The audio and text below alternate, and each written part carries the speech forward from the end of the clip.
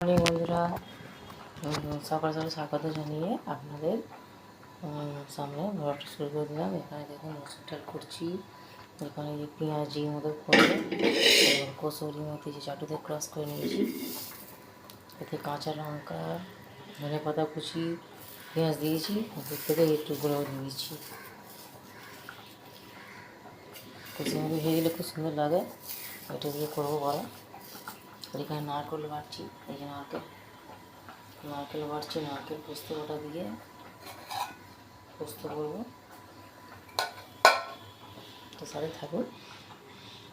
এক হাতে মোবাইল করছি, তো আবার কিছুক্ষণ পরে ফিরে আসছি। আমরা খাচ্ছি পেঁয়াজি পকোড়াগুলো।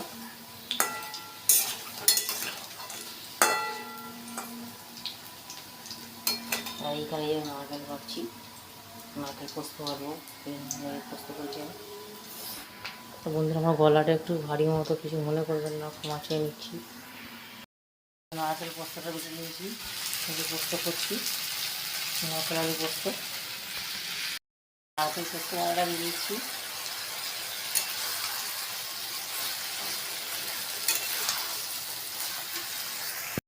পোস্তটা ফুটছে। পোস্তটা হয়ে গেল, নামিয়ে নিচ্ছি।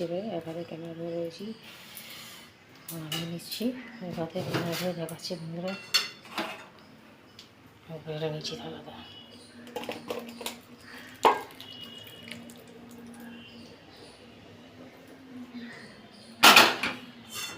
আবার মোবাইলটা একটু রেখে দিচ্ছি, রেখে দিয়ে কড়াটা একটু এখানে লেগে আছে করে নিই, নিয়ে আবার আসছি ফিরে। দেখুন বন্ধুরা, আজ আমাদের ডাল করেছি, কসুরি দিয়ে ভালো রান্না হয়েছে। পকোড়া। এরকম যে খাবার খেতে পেয়েছি ভাগ্য ভালো। নারকেল পোস্ত ভালো হয়েছে।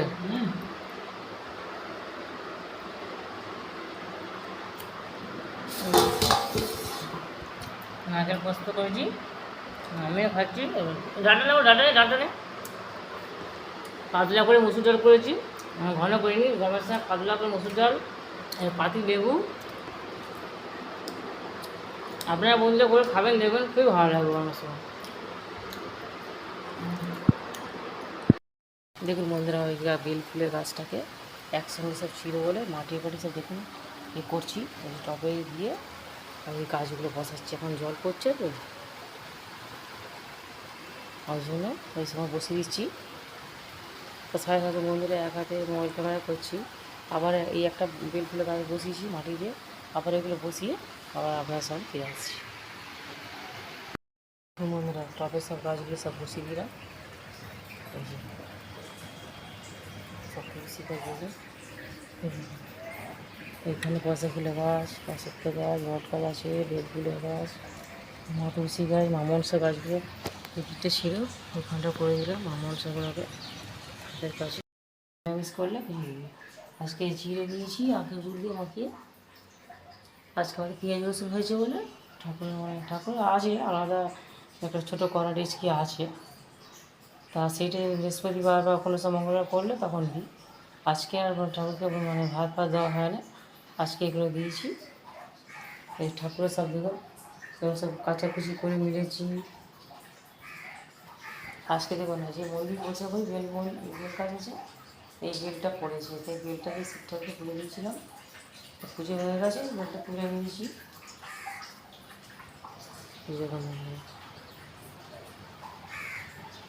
বৃষ্টি হলে গাছপালাগুলো যেন শান্তি পায়, পাখি পক্ষীরা শান্তি পায়। গাছের সবুজ রঙটা যেন গাঢ় সবুজ হয়ে যায়, আর দেখলে মনে হয় যেন গাছপালাগুলো কত খুশি হয়েছে জলকে।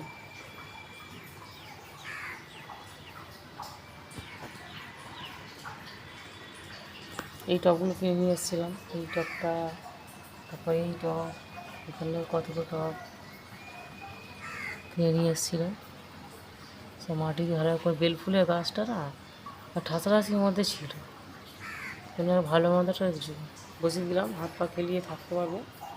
এখানে অপরাধী দেখা যাচ্ছে, রজনীগন্ধা আছে।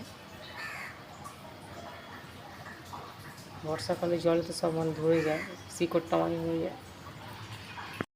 একটা দেখুন এই গাছ, এই কী বলে থোপা টগর, গোলাপ ফুলের মতো সাদা, মানে টগর ফুলটাই বেশ গোছ টাইপের।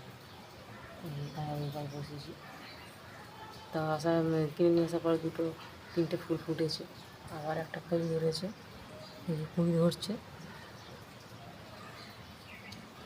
এই দেখুন এখানে একটা কুঁড়ি ধরেছে, এখানে একটা কুঁড়ি ধরছে।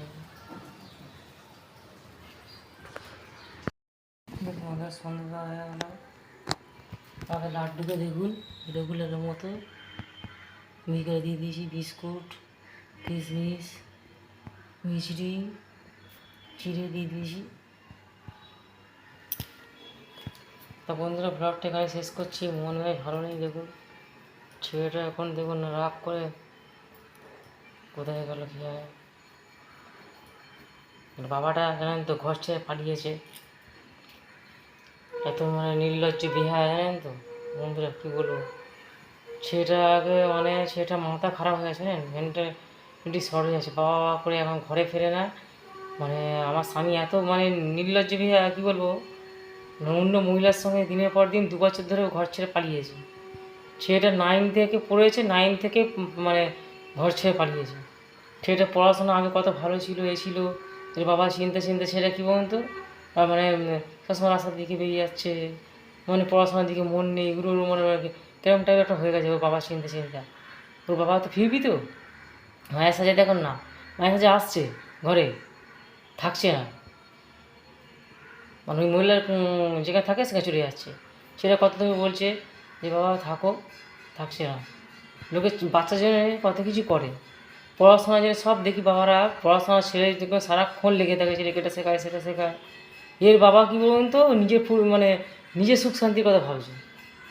নির্লজ্জ এত বিহা যে বলবো বন্ধুরা, আমার স্বামী যে কী বলবো, তবুও আমার মতো মহিলা বলে মানে ওকে একটা মানে করছি। হ্যাঁ বন্ধুরা কী বলবো, এই যে বাপের জন্য জানেন, বলে না বাপ পাপ করলে ছেলেকে ভোগ করতে হয়, সেই রকম মানে একটা হচ্ছে না। তো বন্ধুরা ব্লগটা এখানে রাখছি বন্ধুরা, ভুল ত্রুটি হলে মার্জনা করবেন, আমার মনে হয় ভালো নেই। দেখুন বন্ধুরা রাখছি, ঠিক আছে। আর এই দেখি ছেলেটাকে দেখি কোথায় গেল জানেন, এর বাবা কী বলুন তো, যে মহিলার সঙ্গে থাকে সেই মহিলা জানেন কি ওষুধ ফষুধ করে খাইয়ে খাইয়ে ছেলেটাকে ঠিক পরীক্ষার তালে ঢুকেছে, গায়েব হয়ে গেছিল, 9-এ যাওয়ার পরীক্ষা, পালিয়ে গেছে, রাস্তার সময় দেখা হচ্ছে, ছুটি ছুটি আমার দিকে পালাচ্ছে। আর 9 থেকে সেটা পড়াতে হবে তো, 9 থেকে পালিয়েছে সেটা। এরকম দেখে দেখে বাবার এরকম নোংরামো দেখে, কীর্তি দেখে দেখে মাথা শর্ট হয়ে গেছে, ব্রেন শর্ট হয়ে গেছে। এখন আসছে পড়াশোনা যেটুকু মাথা ছিল, টুকটাক করে ওষুধ ফষুধ বলে কী করে খাইয়ে খাইয়ে সেটা পাগল করে দিচ্ছে না। আমি ছেলেটাকে তাও বলি যে দেখ বাবা বাইরে থেকে যাই নিয়ে আসুক, এখন অন্য মহিলার কাছে আছে, খাবি না, এটা সেটাকে খাইয়ে খাইয়ে করে দিয়েছেন। আগে পরীক্ষার তালে সেই কী একটা লজেন্স আর কী একটা খাইয়ে খাইয়ে খাই, সেটা পড়াশোনা যাতে দিমাগ না থাকে, পুরো তাকে ব্রেন শর্ট করে দিয়েছে।